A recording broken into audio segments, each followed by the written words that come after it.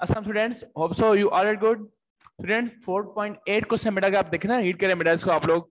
इसमें कह रहे हैं कि why there is a need of second condition for equilibrium.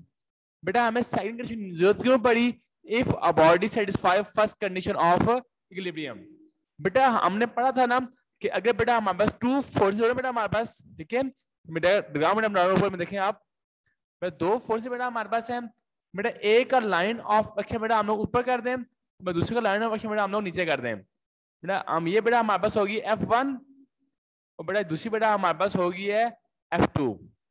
बेटा ये फोर्स हमारे पास होगी है F2।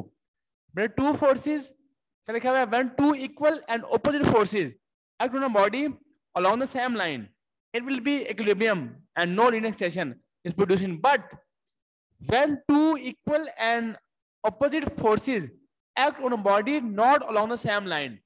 बेटा अगर तो फोर्सेस बेटा ये वाली अगर डायग्राम हो ना हमारे पास, बेटा पास ये डायग्राम होना, अगर हमारे पास ये एक डायग्राम है बेटा, एक फोर्स बेटा इधर हो हमारे पास F1, बेटा एक इधर डायग्राम बेटा हमारे पास हो F2 हो फोर्स। अब बेटा इस केस में बेटा ये केस 1 हमारे पास है बेटा, इस केस में दोनों फोर्सेस आपस में क्या है, ऑपोजिट है। Both forces F1 and F2 और ऑपोजिट टू ईच अदर। बेटा बोथ फोर्सेस आपस में क्या है, ऑपोजिट है बेटा। इनमें इसमें कोई लीनियर एक्सेलेरेशन नहीं है, बॉडी हमारे इक्विलिब्रियम में है। लेकिन अगर यही जो है ना बेटा केस बेटा जो है ना हमारे पास केस 2 जो हमारे पास है, केस 2 बेटा हमारे पास है बेटा, इस केस 2 में बेटा हमने क्या किया, दोनों का लाइन ऑफ एक्शन डिफरेंट कर दिया बेटा। एक का हमने लाइन ऑफ एक्शन क्या कर दिया, हमने ऊपर बेटा कर दिया, हमने नीचे कर दिया। अब बेटा body is not in equilibrium because it has tendency to rotate.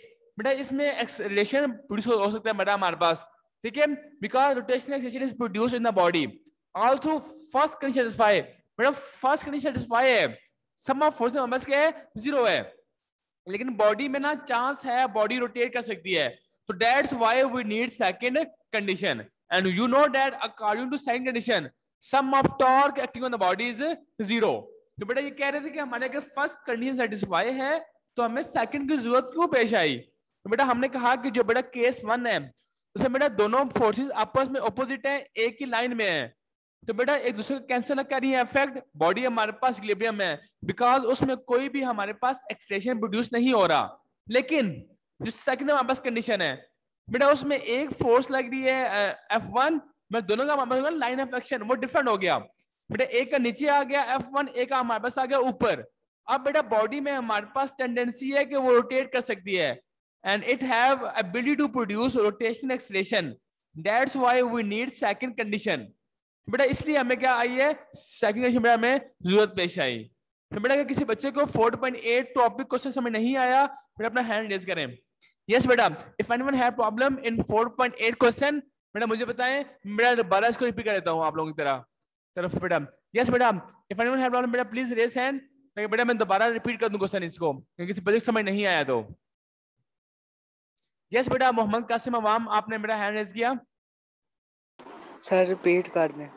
Okay बेटा मैं रिपीट कर रहा हूं।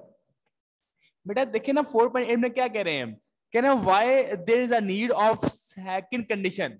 बेटा हमें क्यों जरूरत आई सेकंड कंडीशन की, if a body satisfy first condition, तो बॉडी ने फर्स्ट कंडीशन सेटिस्फाई कर ली है, तो why there is a need of second condition, हमें सेकंड कंडीशन में जरूरत क्यों पेश आई।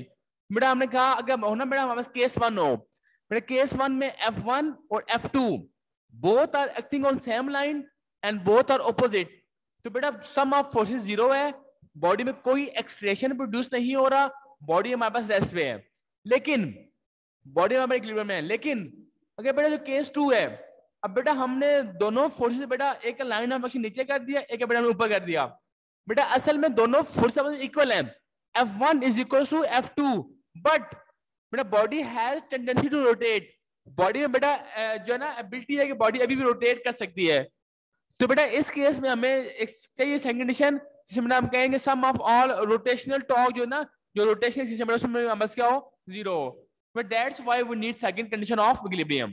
बेटा अभी हम पढ़ते हैं 4.9 क्वेश्चन। ओके बेटा, होप सो बेटा आपको समझ आएगा क्वेश्चन ये वाला। एक मैं इसको रेज कर लूं और फिर मैं आप लोगों को 4. जो है ना 9 क्वेश्चन बेटा बताता हूँ उसमें क्या कह रहे हैं, और बेटा मैं आपको उसका आंसर भी बताता हूँ। बेटा 4.9 में कह रहे हैं कि what is second condition for equilibrium, कि बेटा हमारे पास सेकंड कंडीशन फॉर इक्विलिब्रियम क्या है। तो बेटा ये मैंने आपको पूरी लिखवाई भी है कि जो है ना, जैसे अभी आपको मैंने पहले समझाया भी है कि दो फोर्सेस हैं, इनका अगर लाइन ऑफ एक्शन सेम है तो बॉडी हमारे पास इक्विलिब्रियम है। लेकिन अगर हमारे पास बॉडी जो है ना लाइन ऑफ एक्शन डिफरेंट हो गया, अब body has tendency to rotate, so according to second condition sum of all torque, because when the resultant torque acting on body is 0, that is called second condition of equilibrium. तो बेटा हम कहेंगे body satisfies second condition of equilibrium when the resultant, बेटा resultant मतलब होता है sum of all torque acting on the body is 0, मतलब तमाम torque बॉडी में एक्ट होना वो 0 हो, that is called second condition of equilibrium. तो बेटा ये इसका हमारे पास आंसर है। बट नेक्स्ट बेटा आप लोग 4.10 इसमें कह रहे हैं कि give an example of a moving body which is in equilibrium. बेटा एक एग्जांपल दें आप मूविंग बॉडी की जो बेटा हमारे पास इक्विलिब्रियम में हो। अब बेटा देखें हमारे पास बहुत से एग्जांपल्स हैं। जब हमने पढ़ा था इक्विलिब्रियम टॉपिक हमने पढ़ा था तो वहां पे हमने पढ़ा था कि जो है a car moving on a level road with uniform speed। बेटा एक बॉडी जो है ना जो मूव करी है लेवल रोड के ऊपर यूनिफॉर्म स्पीड के साथ, वो भी हमारे किस में इक्विलिब्रियम में है। तो बेटा जैसे यहाँ पे एग्जांपल लिखी है पेट्रोपर कमिंग डाउन, एक पेट्रोपर जो बेटा नीचे आ रहा है, पेट्रोपर coming down with terminal velocity is in equilibrium. बेटा एक पेट्रोपर जो है बेटा हमारा जो कमिंग डाउन हो रहा है नीचे आ रहा है हमारे पास, ठीक है, अ पेट्रोपर coming down with uniform velocity, जिसकी वेलोसिटी हमारे क्या होती है uniform, but that is in equilibrium position. तो बेटा हम कहते हैं कि बेटा इसका हमारे पास एक और भी एग्जांपल इसकी हमारे पास है।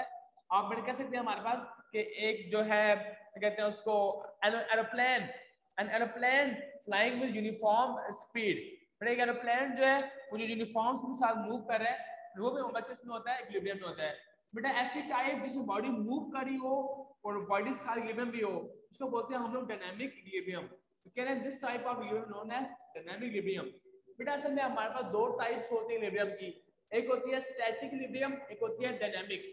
स्टैटिक में ये होता है कि जब बॉडी रेस्ट में हो और इक्विलिब्रियम में हो, that is called static equilibrium. और बेटा डायनामिक में ये होता है हमारे पास जब बॉडी मूव कर रही हो और बॉडी इक्विलिब्रियम में हो, that is known as dynamic equilibrium. तो बेटा ये हमारे पास एग्जांपल दे इसकी। बेटा 4 पॉइंट जो है 11 रीड करें। बेटा 4.11 में कह रहे हैं कि thick of a body which is at rest but not in equilibrium.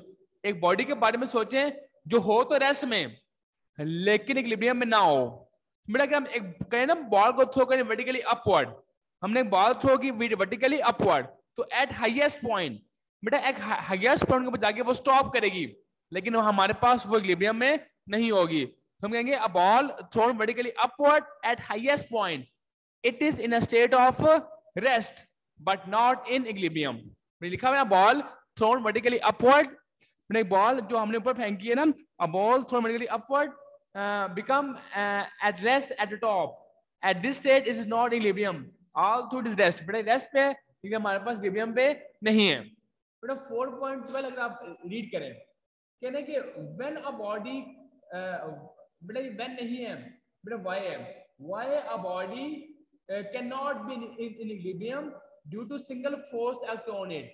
ठीक है, बॉडी के ऊपर एक सिंगल फोर्स एक्ट हो रही हो तो बॉडी हमारे पास इक्विलिब्रियम में क्यों नहीं होगी।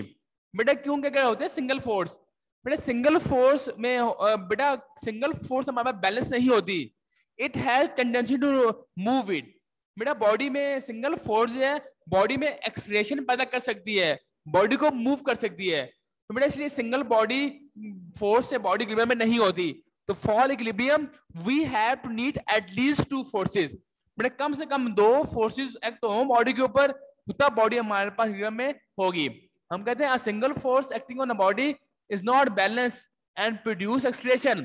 बेटा सिंगल फोर्स बॉडी के बैलेंस नहीं होगी और बॉडी बेटा है tendency to produce acceleration, therefore in the presence of single force body cannot be in equilibrium। तो for equilibrium we need at least 2 forces। बेटा लास्ट सवाल देखें, कहना why the height of vehicles is kept as low as possible। बेटा vehicles की height हम लोग जो है वो स्मॉल क्यों बनाते हैं, why the height of vehicle is kept as low as possible. बेटा हाइट्स उनकी स्मॉल हम लोग क्यों में रखते हैं, बेटा इसलिए जितनी उनकी हाइट होगी ना स्मॉल उतना उनका सेंटर ऑफ ग्रेविटी क्या होगा स्मॉल लो होगा, बेटा उतने तक कार हमारे पास क्या होगी, स्टेबल होगी। मैं जो रेसिंग कार्स आपने देखी होंगी, उनकी हाइट बहुत स्मॉल होती है।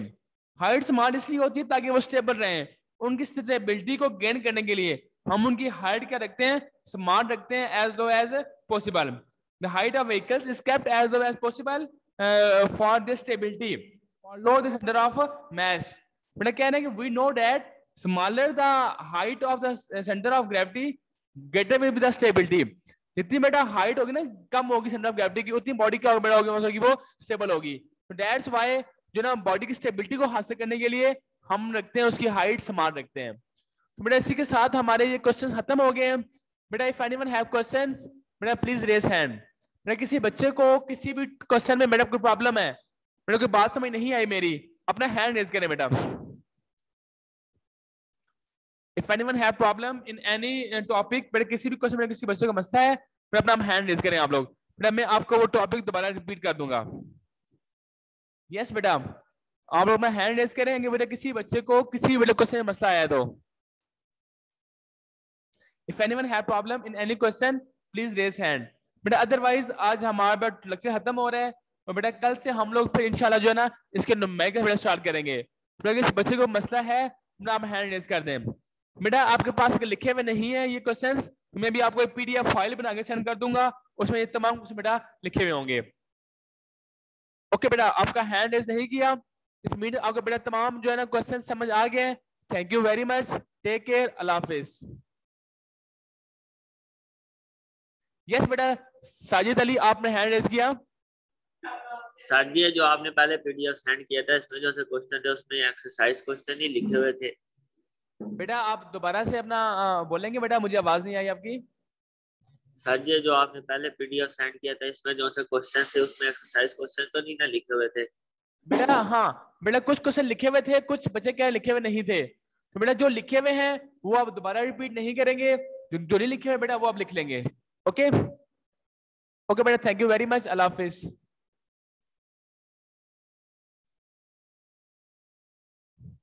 बेटा 1 मिनट होल्ड कीजिएगा।